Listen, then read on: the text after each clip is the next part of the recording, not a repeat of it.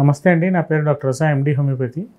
గత 15 సంవత్సరాలుగా నక్కల్లోడ్ విజయవాడలో అన్ని దీర్ఘకాలిక మరియు స్వల్పకాలిక వ్యాధులకి అత్యాధునిక హోమియోపతి ట్రీట్మెంట్ జీసీఎస్ మెథడాలజీ ద్వారా ఆధునిక హోమియో వైద్య సేవలు అందిస్తున్నామండి.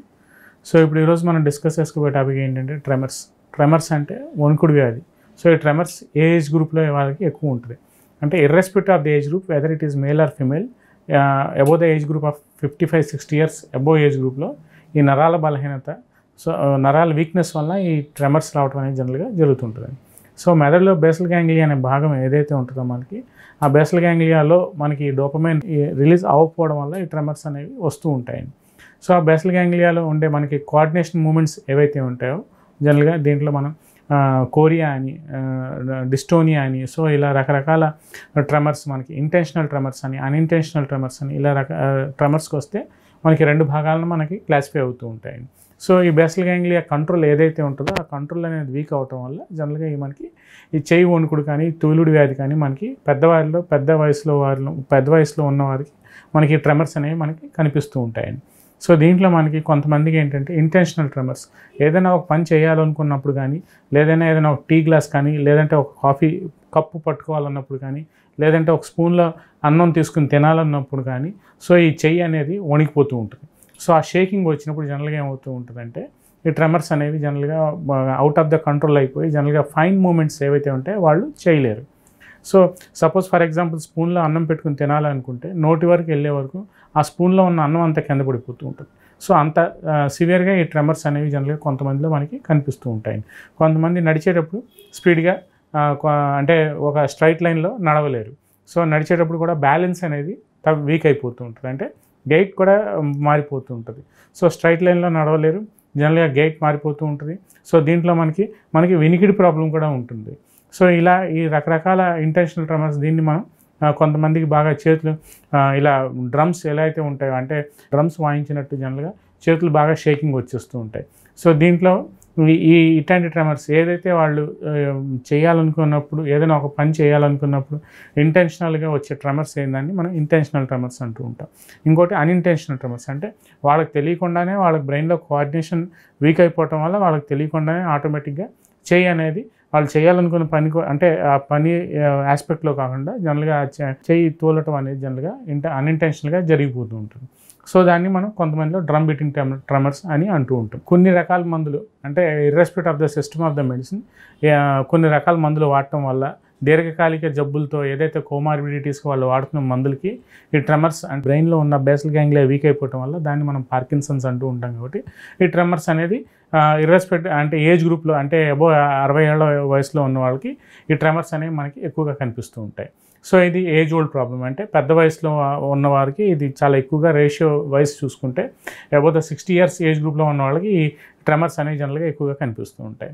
సో దీంట్లో మనకి ఈ డ్రమ్ బీటింగ్ ట్రెమర్స్ అని కానీ, లేదంటే ఇంటెన్షనల్ ట్రెమర్స్ కానీ, లేదంటే అన్ఇంటెన్షనల్ ట్రెమర్స్ కానీ, లేదంటే నడిచేటప్పుడు స్ట్రైట్ లైన్లో నడవలేక పక్కకి గెయిట్ అనేది మారిపోవటం వల్ల కానీ, అంటే ఇంబ్యాలెన్స్డ్ వాక్.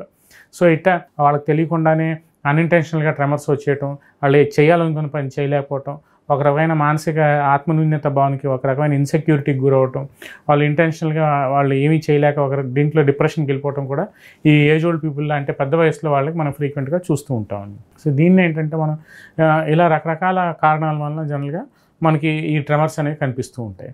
సో దీంట్లో మనం ఫస్ట్ అండ్ ఫార్మోస్ట్ థింగ్ తీసుకోవాల్సిన హోమియోపతి ట్రీట్మెంట్లో మనకి స్కోప్ ఏంటి, ఈ ట్రెమర్స్కి మన హోమియోపతిలో ట్రీట్మెంట్ స్కోప్ ఏంటి అంటే జనరల్గా దీంట్లో మనకి కాన్స్టిట్యూషనల్ వైజ్ మనం ట్రీట్మెంట్ ఇస్తూ ఉంటాం. కాబట్టి శరీర తత్వానికి బట్టి మనకి హోమియోపతి ట్రీట్మెంట్ ఉంటుంది. కాబట్టి సో వాళ్ళ బాడీ కాన్స్టిట్యూషన్ అనేది మనం ప్రాపర్గా ఒకసారి అసెస్ చేసిన తర్వాత మనం ఎంత పొటెన్సీలో, అంటే 30 పొటెన్సియా, 200 పొటెన్సియా, 1M పొటెన్సియా, 10M పొటెన్సియా, ఆ డిసీజ్ యొక్క intensity, severity of the complaints ఎలా ఉన్నాయి, వాళ్ళకి ఇంకా అదర్ కోమార్బిడిటీస్ ఏమైనా ఉన్నాయంటే ఓల్డ్ ఏజ్ పీపుల్ కంప్లైంట్ కాబట్టి వాళ్ళకి అదర్ కోమార్బిడిటీస్ ఏమైనా ఉన్నాయా, ఇతరితర మందులు ఏమైనా వాడుతున్నారా, సో ఇవన్నీ మనం ప్రాపర్గా ఒకసారి ఇవాల్యుయేట్ చేసుకుంటూ మనం ట్రీట్మెంట్ అనేది స్టార్ట్ చేయగలిగితే చాలా వరకు మనం ఈ ట్రెమర్స్ని మన హోమియోపతి ట్రీట్మెంట్ ద్వారా కంట్రోల్ చేయవచ్చు. ఈ వీడియో ద్వారా నేను చెప్పదలుచుకున్నాను. సో దీంట్లో కాన్స్టిట్యూషనల్ వైజ్ ట్రీట్మెంట్ అంటే ఏమిటంటే దీంట్లో మనకి కొన్ని పాలిక్రెస్ట్ రెమెడీస్, అంటే అన్ని రకాల అవయవాల మీద పనిచేసే మెడిసిన్స్ మనకు కొన్ని ఉన్నాయి. సో దీంట్లో మనకి లైకోపోడియం అని, పల్సటిల్లా అని, బ్రయోనియా అని, నాట్రమ్యూర్ అని, నక్సోమికా అని, సో ఈ సెడెంటరీ లైఫ్ స్టైల్లో వచ్చే ట్రెమర్స్ ఎలా ఉంటాయి, అంటే depending upon the cause and condition, depending upon the existing conditions of the disease, depending upon the comorbidities. So ఇలా రకరకాలుగా మనం డివైడ్ చేసుకుంటూ వెళ్తే వాళ్ళకు ఉండే దీర్ఘకాలిక వ్యాధులు కానీ వాళ్ళు వాడే మందుల వల్ల కానీ లేదంటే వాళ్ళకి ఏజ్ రిలేటెడ్ ప్రాబ్లం కానీ దేనికి వచ్చింది అనేది మనం కాజ్ అనేది ప్రాపర్గా ఐడెంటిఫై చేసి ఇవాల్యుయేట్ చేయగలిగితే సో ప్రాపర్గా వాళ్ళ కాన్స్టిట్యూషనల్ వైజ్ మన హోమియోపతిలో ఇందాక నేను చెప్పినట్టు ఈ నక్సోమిగా, లైకోపోడియము, పల్సటిల్లా, బ్రయోనియా, నాట్రమ్యూర్, నాట్రమ్పాస్ ఇలా చాలా రకాల మందులు అనేవి డైరెక్ట్గా నరాల బలహీనత కోసం కానీ లేదంటే నరాల మీద డైరెక్ట్గా పనిచేసే మెడిసిన్స్ మనకు హోమియోపతిలో చాలా వరకు అందుబాటులో ఉన్నాయి. నేను ఈ వీడియో ద్వారా చెప్పదలుచుకున్నానండి. సో దీంట్లో మనకి యాగ్నస్ కాస్టస్ అని, బూఫోరాన్ అని డైరెక్ట్గా నర్వ్స్ మీద పనిచేసే మెడిసిన్స్.